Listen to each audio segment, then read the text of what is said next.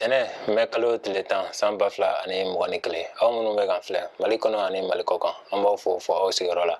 Nin ye bamanankan kunnafoni suru waati selen Mali kibaru jabarani kan. Aw bisimila. Jamana kuntigi ye MINUSMA ɲɛmɔgɔ kura bisimila jamana kuntigiso la Kuluba. Mauritanie jamanaden El Gassim Merwan min sugantira diɲɛ tɔnba ONU secrétaire général fɛ ka kɛ MINUSMA ɲɛmɔgɔ kura ye Mali kɔnɔ san 2021 marisi kalo tile 15 tɛmɛlen.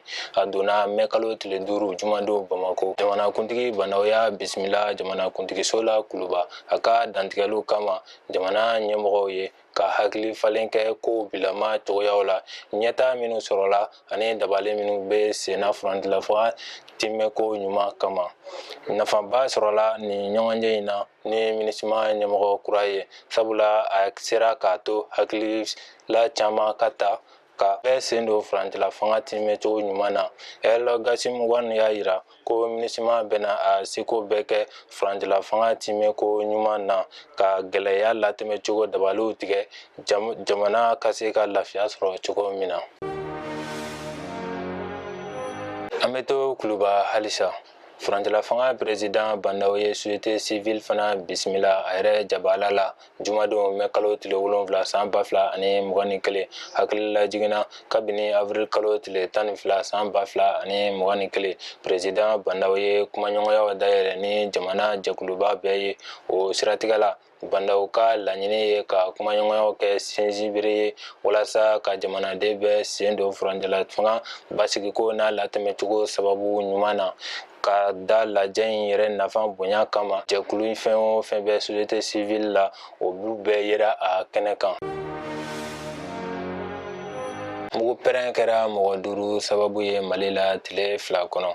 Sibiri 2 fagara ka 15 wɛrɛ jogi Mali kɔrɔyanfan fɛ sibiridon mai kalo tile 8 san 2021. U ka mɔbili tɛmɛtɔ yɛlɛla mugu pɛrɛn dɔ kan Tesalite masurunya na. Kunnafoniw y'a jira ko mɔbili in kɔnɔ jama bɛɛ tun ye Niger ani Algérie jamanadenw ye. Ka kɔn o ɲɛ Mali sɔrɔdasi 3 fɛnɛ fagara ka sabu kɛ mugu pɛrɛn ye Honbori masurunya na jamana cɛmancɛ yanfan na. Minisiri ɲɛmɔgɔ Muktar Wani ye silamɛ jamanaw lasigidenw fo u ka dɛmɛ na furantila fanga kɔkɔrɔ donni na. Kunnafoni dilaw ni société civile tɛmɛnen kɔfɛ silamɛ jamana minnu ka lasigidenw b'an fɛ yan Mali kɔnɔ. Minisiri ɲɛmɔgɔ Muktar Wani y'olu wele suntigɛ lajɛ la juma tɛmɛnen mai kalo tile 7 san 2021. O de hokumu kɔnɔ minisiri ɲɛmɔgɔ ye ni lasigiden ninnu fo kosɛbɛ k'o tani dɛmɛ donni na furantila fanga ɲɛmɔgɔw ye. Baaradege kalanyɔrɔ dɔ Koromo karila denmisɛnw tɔgɔ la Musabugu. Toni Victor ka baaradege kalanyɔrɔ Koromo karila arabadon mai kalo tile 5 san 2021. A dayɛlɛli lajɛ ɲɛmɔgɔya tun bɛ baarako ni baaradege minisiri Mohamed Saleh bolo. Gouvernement ka kumalasela fana don Usumana Kamara min ye ladiba ye fɛrɛko la o minisiriso in na ka fara baarakɛyɔrɔ in yɛrɛ tigi kan. Olu bɛɛ tun b'a kɛnɛ kan.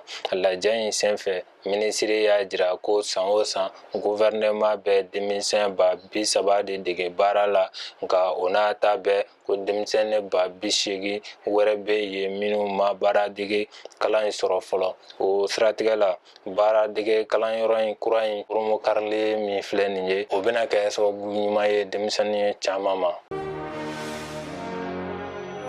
Nin de bɛ an ka bi kunnafoni kuncɛ. An b'a fɔ Ala ka bɛn ni lafiya sabati Mali kɔnɔ. Aw k'an bɛn wagati wɛrɛ la ni kɛnɛ kelen kan.